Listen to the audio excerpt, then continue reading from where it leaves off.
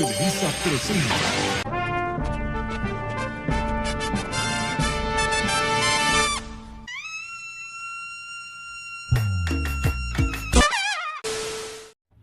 Atención, este es un video con fines educativos, realizado por la comunidad Teschi.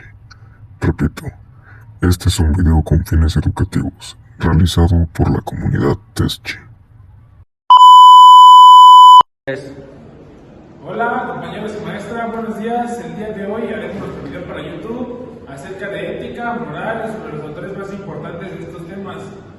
También hablaremos sobre sus creaciones, sobre sus libros, sus ideologías y su manera de pensar. A mí me tocó hablar sobre San Agustín de Hipona. Mi nombre es Erika Alexis Trejo Márquez. A continuación se presentarán mis demás compañeros y hablarán sobre sus autores.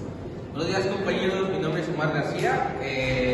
A mí me tocó hablar sobre San Anselmo de Canterbury.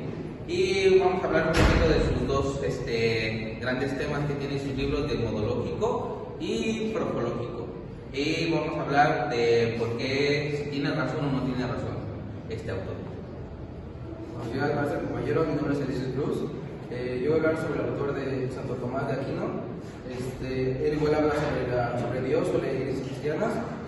Hablaré sobre uno de sus libros que es el Suma de Teología.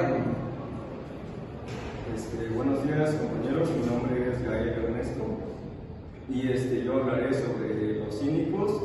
Bueno, los cínicos no tenían como tal un libro, pero otros autores como Diógenes Laercio hablan de ellos principalmente en el libro titulado Vidas, que es su quinta obra.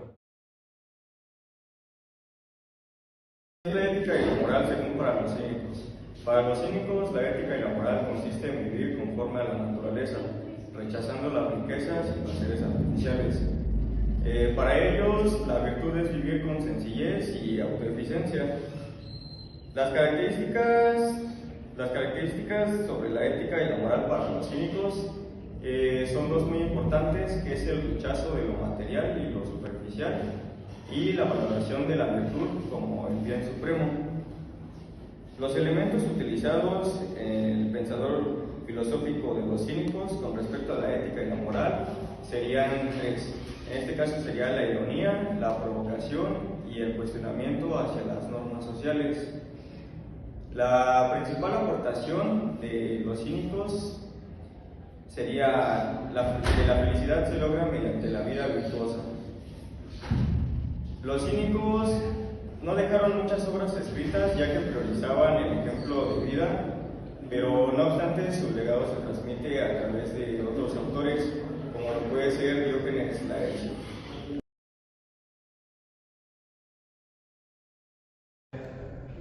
La ética según San Agustín de Hipona. Voy a hablar acerca de este tema. Mi nombre es Erika Alexis Trejo Márquez.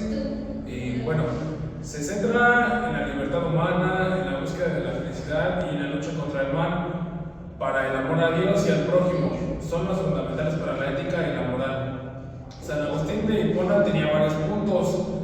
Como primero era el libre albedrío, que vendría siendo que San Agustín define que el ser humano tiene libre albedrío y es responsable de sus acciones. Otro punto es, cree que la voluntad libre puede llevar al pecado o vivir bien, pero que la gracia de Dios es necesaria para obrar correctamente siempre en nuestras acciones. El segundo punto es el amor a Dios. Él decía que el amor es la fuerza de la voluntad en el ser humano. Y decía también que el único amor honesto es el que se dirige hacia Dios y no hacia alguna otra persona. Otro punto, el tercero, es el examen de conciencia. Él hablaba mucho sobre este tema, pero ¿qué quiere decir? El examen de conciencia es un método de revisión y guía de conducta sobre nosotros, sobre lo que hacemos, sobre nuestras acciones, sobre lo que realizamos. También es que el ser humano debe valorar sus propios actos para no repetir los mismos errores. Puedes cometer el error una vez, pero ya 2 veces no es lo óptimo. En pocas palabras, la ética de San Agustín ha influido en la perspectiva cristiana y en la moral de la Iglesia, así como en la ética también.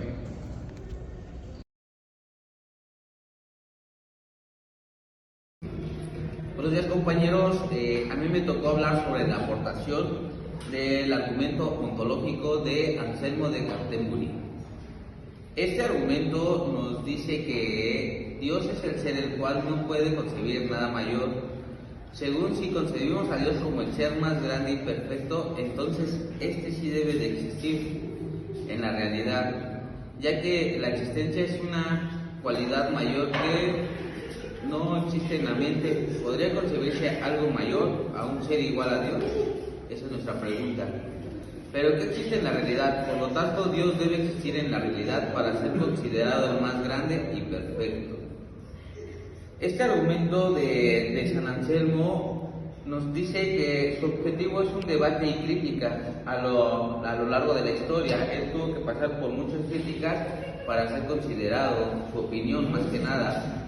Él tuvo dos obras grandes y fundó dos libros, que es Modológico y Propológico. Y su argumento se basa y demuestra que Dios sí existe en nuestra mente y aparte existe en la realidad, porque Dios es un ser máximo y todopoderoso, ya que todos, por ejemplo, pues tenemos base de que nos los inculcaron desde pequeños, ya que pues mencionamos creer en Dios o en los milagros y todo eso. Entonces, si ya existe en nuestra mente, pues podría existir en la realidad prácticamente, ya que si nosotros leemos también un gran libro que es El Poder Psicotrónico, que te ayuda a visualizar en la mente. Este libro te dice que si tú controlas tu mente, obviamente todo puede ser posible. Entonces, si Dios ya lo tienes en la mente, Dios puede ser posible en la vida diaria.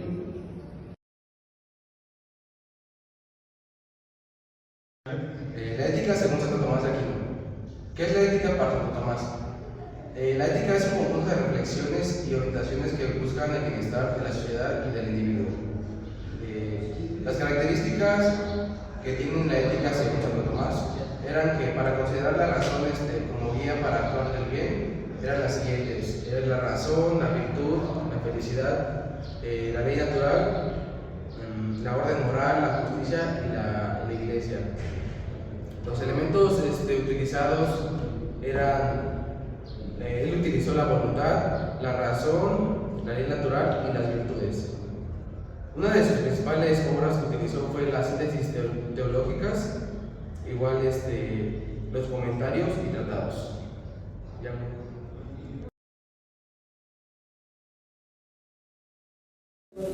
Diógenes Laercio menciona a los cínicos principalmente en el libro 5 de su obra titulada Vidas, opiniones y sentencias de los filósofos más ilustres, que está dedicado a los filósofos de la escuela cínica.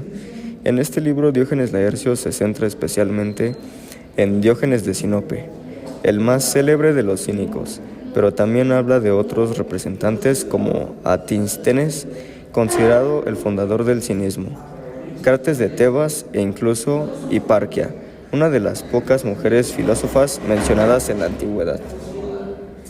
En estos pasajes, Diógenes Laercio no solo relata sus ideas, sino también anécdotas de sus vidas, muchas veces con un tono humorístico o irónico, lo que refleja el estilo provocador y crítico del cinismo.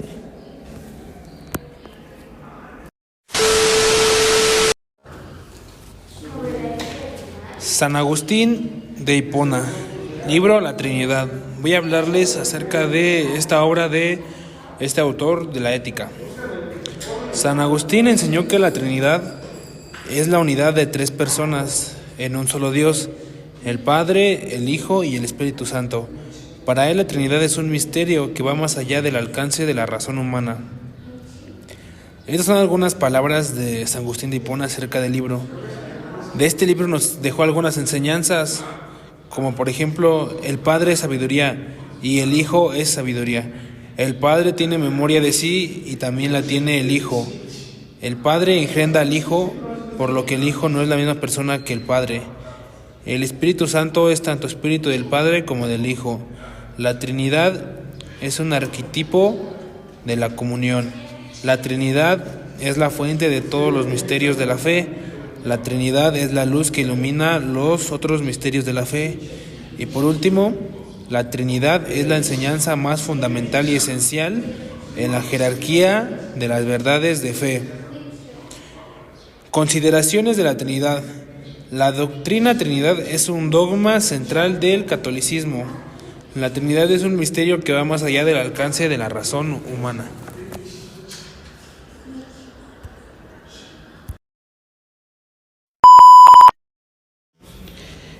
Les voy a hablar sobre el libro de Modológico de Anselmo Canterbury.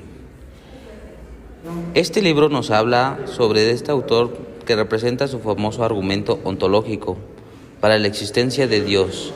El argumento ontológico de Anselmo se basa en la idea de que Dios es aquello mayor de que el cual nada puede ser pensado. Anselmo sostiene que si podemos concebir a Dios como el ser más grande y posible, entonces debe existir no solo en la mente, sino también en la realidad.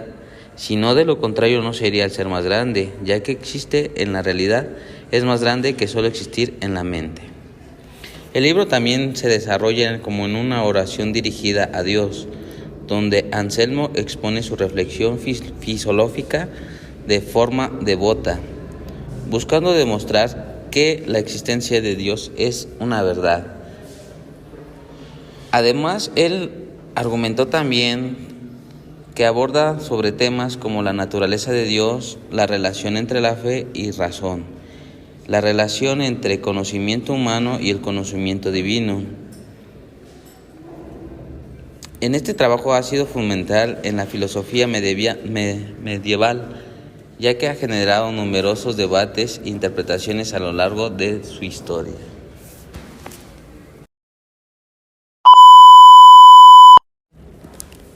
Santo Tomás de Aquino es una obra monumental que busca exponer de manera sistemática y coherente los principios de la teología cristiana. El primer volumen de la obra, conocido como Parte 1 o Prima Pars, aborda principalmente la naturaleza de Dios y la creación. A continuación, daré un breve resumen de los temas clave tratados por Tomás de Aquino. Punto 1. La existencia y naturaleza de Dios. Santo Tomás comenzó demostrando la existencia de Dios a través de las 5 vías, que son 5 argumentos racionales que pretenden mostrar la necesidad en un primer motor inmóvil, una causa primera, un ser necesario, etc. Estas pruebas son el corazón de la tecnología natural. Punto 2. La unidad y simplicidad de Dios. Se afirma que Dios es uno y simple, es decir, no compuesto de partes ni divisible. La simplicidad de Dios se conecta con su infinita perfección. La Trinidad. En esta parte, Santo Tomás desarrolla la doctrina cristiana de la Trinidad, explicando cómo el Padre, el Hijo y el Espíritu Santo son 3 personas distintas, pero de una misma esencia. 5. La creación. Aquino reflexiona sobre la creación del mundo y la naturaleza del ser creado, abordando temas como la creación ex nihilo, que es como de la nada, y la relación entre la voluntad divina y la creación.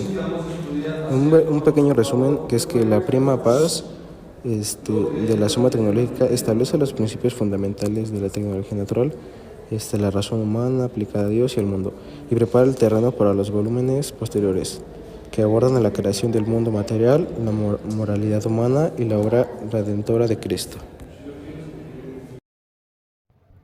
Para nuestra conclusión, la ética y la moral son 2 conceptos sumamente complejos que pueden ser interpretados y definidos de múltiples y distintas maneras, dependiendo del autor, el contexto cultural, el contexto histórico y el contexto filosófico en el que estas mismas se aborden.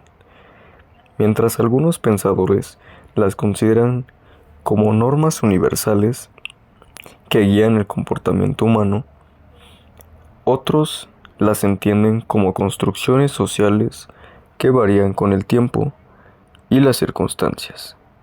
Esta diversidad de enfoques nos invita a reflexionar sobre nuestras propias creencias, decisiones y acciones, reconociendo que lo que consideramos correcto o incorrecto no siempre será percibido de la misma manera por los demás. Por lo tanto, comprender las distintas perspectivas sobre el concepto ético y el concepto moral nos enriquece como individuos y como sociedad, fomentando una convivencia más respetuosa, crítica y sobre todo consciente.